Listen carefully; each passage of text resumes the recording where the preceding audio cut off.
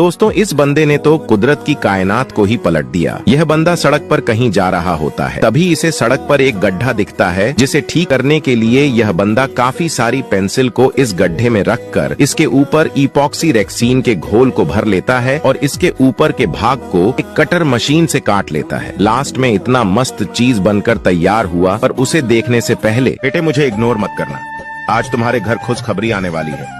बस तू फॉलो करके जय श्री राम लिखना और सिर्फ अपने पक्के 5 दोस्तों को इस वीडियो को शेयर कर देना।